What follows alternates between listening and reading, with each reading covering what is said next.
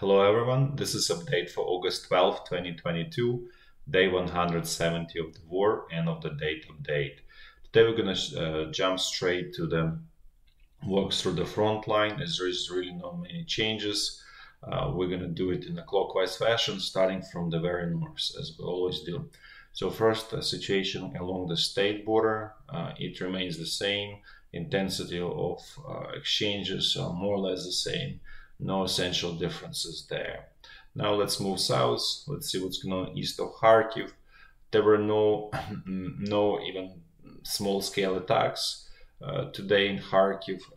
As a summary, over past about 2.5 months, Russian troops has built buffer along the border. Specifically, well, they controlled this portion.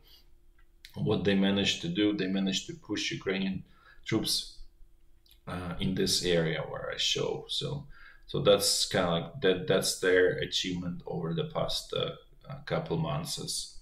Otherwise, it's relatively quiet there. Now let's move to Izyum bridgehead. Let's see what's going on there. So there were two tactical level attacks. One in Bogorodichne, another one in towards village Krasnopilya and Dolina. Both without much success, so pretty much status quo remains here on the whole bridgehead. No essential changes. All the units that you see here, most of them probably were pulled towards North Donbas front line and area west of Donetsk.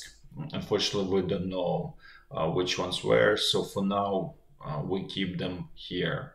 But just for everybody to understand, most likely most of them are gone, or at least portions of them can be transferred to those areas where there are areas of actual main strategic attacks by Russian command.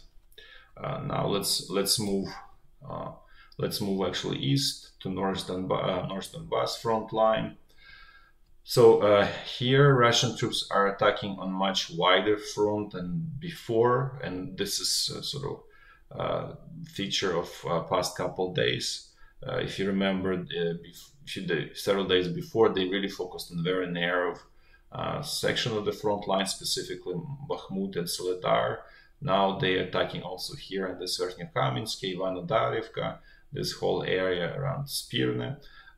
There is no progress here. They continue attacking stubbornly in this village Yakovlivka without much success. And then where they did have success, they had attacked here in Bahmut. Actually, they push Ukrainian troops a little bit. Unfortunately, we don't have exact information by how much.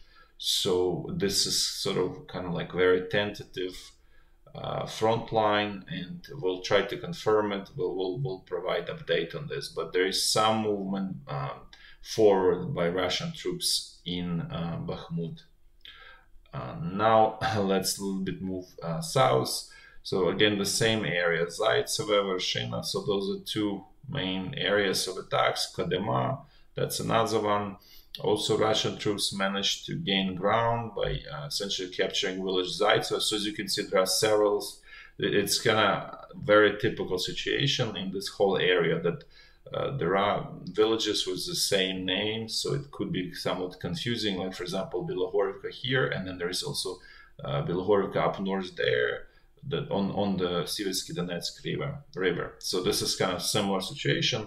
There are two Zaytsevo here, two Zaytsevo here. So one was captured. So basically, Russian troops decided to, attack sort of north from in direction north, which is actually probably correct move, because the frontal attacks are so far here were not extremely successful. They managed to push Ukrainian troops, but this probably going to be much more helpful for their advance, because it's gonna essentially attack in the flank, and eventually, if there is movement here, that creates enough of the sort of problems with supply that forces withdrawal of Ukrainian troops. So essentially, if Russian troops move a little bit more further, like north past this village Dacha, effectively Ukrainian troops will have to, in all of this area, will have to withdraw towards this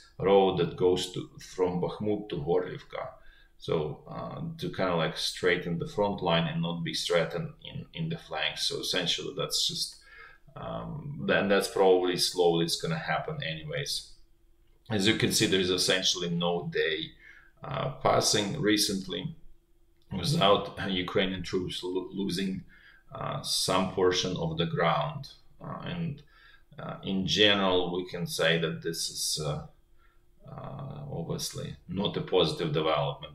Also, what we want to highlight here again, that this is essentially area of responsibility of Wagner mercenaries. So that's, as you can see, if you kind of look at this North Donbas front line and then the area west of Donetsk, essentially Russian troops so far are bogged west of Donetsk, and where they're really having progress and more or less continuous progress is this area of where the Wagner mercenaries are fighting, right? Because nothing has been moving up north there, so it's all essentially this whole front line where the Wagner group is attacking. Again, this is highlighting, if you watched probably several days ago, where we highlighted the importance of initiative on the front line, where the common sense and absence of bureaucracy and typical things like kind of like a top-down structure that all armies are suffering from, but specifically Russian and Ukrainian armies are suffering to much greater extent because they inherited all of the horrible practices of the Soviet army. So now let's move south. Let's see what's going on west of Donetsk.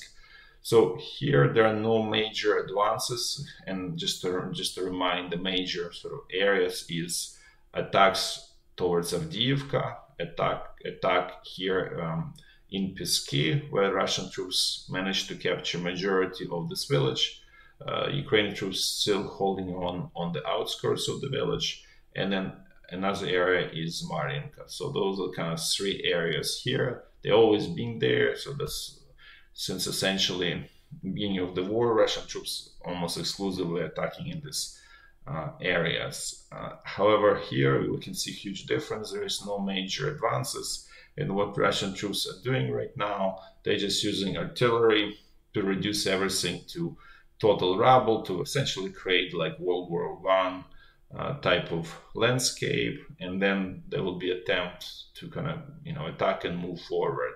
So this is again highlighting with the situation where Wagner mercenaries are fighting, where there's less reliance on the artillery, meaning that artillery is still important, but the troops they don't wait until everything is total rubble. They sort of show initiative and they trying to move forward.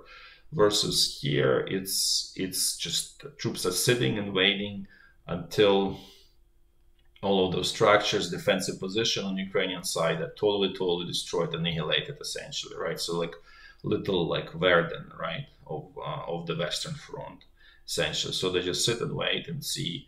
Then they will try to move a little bit, sort of very extremely cautiously and carefully. And if they see any resistance, they stop, and then artillery have to play. So this is this kind of advance, may take years, right, to make anything meaningful. So this again highlighting difference in results and as a result of different approaches in the up north and here more in the south.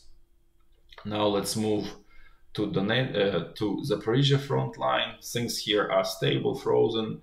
Really nothing major is going on here at this point. Now let's finally move to Kherson bridgehead.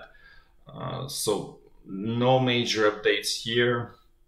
And the sort of bigger fight continues. It just was more quieter day overall in this bigger fight. And the summary of the fight is Ukrainian command is trying to destroy this bridges over Dnipro River and then also in Holets River. And the idea is first cut off in general this whole Kherson bridgehead from the reliable supplies, reduce supplies to bare minimum, and which will cause essentially collapse of the bridgehead.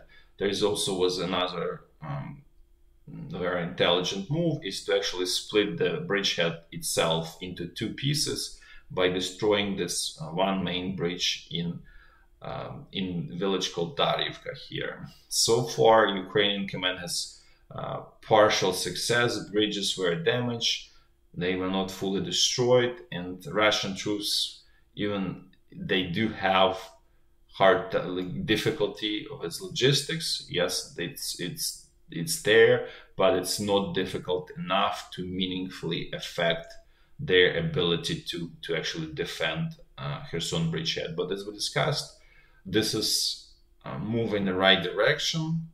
It just needs time and more focus by Ukrainian side in order to have effect here. But that they're hitting in the right area, let's put this way. Just more question of execution of that.